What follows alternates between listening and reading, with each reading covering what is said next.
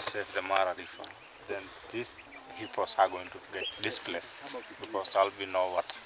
Because there'll be no water. There will be no water, and you see these things are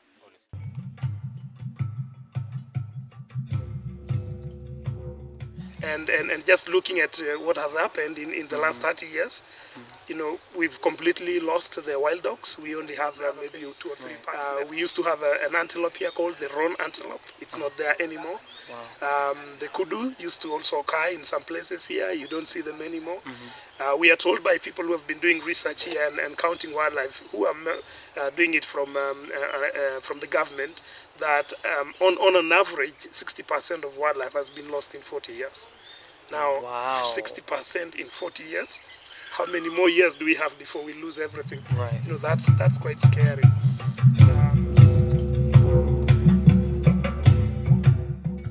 Listen, we've got to get together as a species. You know, we can't just leave it up to specific countries and leave it up to solve their problems, because they're not getting solved. The situations are deteriorating, and some places are going to, you know, lose things forever, permanent loss. Yes. You know, permanent loss. So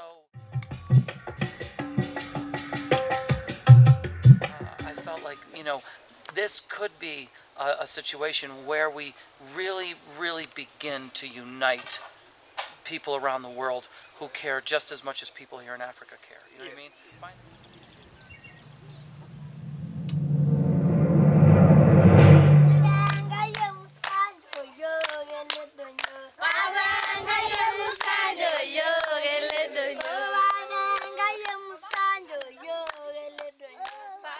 Dear Dad, a son always looks up to his father.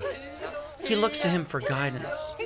Learning about who his father is can give him an insight into who he could possibly become. As a child growing up, I learned 2 things about my dad. I learned that at different times in his life, he embraced music and law as both a passion and a profession. In the field of law, I found that there was no music, while in the field of music, I found that there was no justice. So I decided to form something new that had never been done before, in order to unite these 2 things that I had learned to embrace from my dad. Actually done about 700 concerts, Jazz for Peace concerts, his organization. In fact, at the United Nations, he brought together Israeli, Palestinian, and American artists, and this event was actually hailed as one of the biggest cultural events of our time. He's been hailed, in fact.